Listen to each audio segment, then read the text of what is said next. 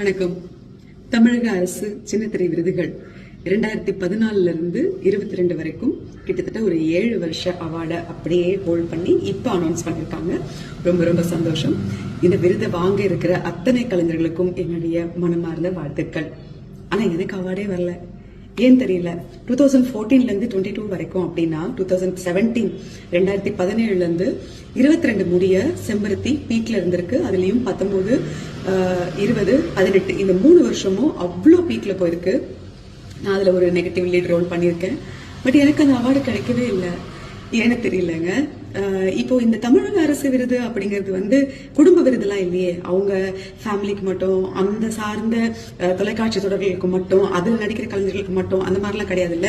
ஒட்டுமொத்தமா சின்னத்திரை அப்படிங்கிறது எல்லா சேனல்ஸ்ல இருந்து, எல்லா சீரியல்ஸ்ல இருந்து நல்ல நடிக்கிற ஆர்டிஸ்ட செலக்ட் பண்ணி கொடுக்கறது. இப்போ என்னோட சீரியல் பொறுத்த வரைக்கும் நான் என்னோட ஓன் வாய்ஸ்ல அந்த 5 வருஷமும் நானே டப் பண்ணி நான் நடிச்சிருக்கேன். அதுக்காக அவ்வளோ உழைச்சிருக்கேன், அவ்வளோ கஷ்டப்பட்டிருக்கேன்.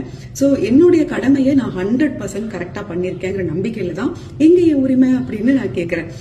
இப்போ யாருக்குமே நம்ம தகுதி என்னன்னு நமக்கு நல்லா தெரியும். சோ நமக்கு ஏன் இது கிடைக்கல, இல்ல இது கிடைச்சிருக்கிறதுக்கு இன்னும் கொஞ்சம் நம்ம உழைக்கணும், இதெல்லாம் நமக்கே தோணும். சோ என்ன பொறுத்த வரைக்கும் அப்படிதான். அளவுக்கு அதிகமா நான் ஆசைப்படுறதும் இல்ல, எனக்கான இடத்தை நான் எப்பவும் விட்டு கொடுக்கறதும் இல்ல.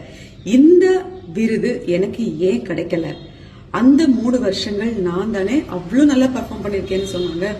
சோ இது நான் கேக்குறது ஏதாவது தப்பு இருக்கா? நான் இன்னும் நிறைய பேசியிருக்கேங்க என்னோட யூடியூப் சேனல்ல, முடிஞ்சா பாருங்க. அதுல என்னோட கேள்விகளோ, என்னோட குமுறல்களோ, என்னோட கோவமோ தவறா இல்ல நியாயமா அப்படிங்கறத நீங்களே சொல்லுங்க.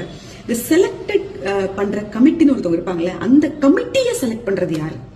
ஏன்னா அவங்க அவ்வளவு ஞானமா செலக்ட் பண்ணியிருந்தாங்கன்னா கண்டிப்பா என்ன மாதிரி இன்னும் எத்தனையோ தகுதி இருக்கிறவங்களுக்கு இந்த அவார்ட் போய் சேர்ந்திருக்கும்.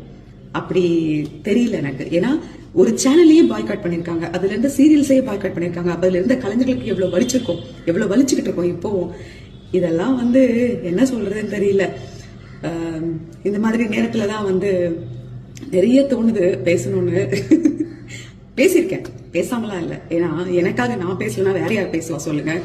முதல்ல இந்த தலைமை பொறுப்புலயோ இல்ல இந்த மாதிரி தேர்ந்தெடுக்க இடத்துக்கு வர்றவங்களுக்கோ முழு தகுதி இருக்கான்னு பார்த்து உட்கார வைங்க.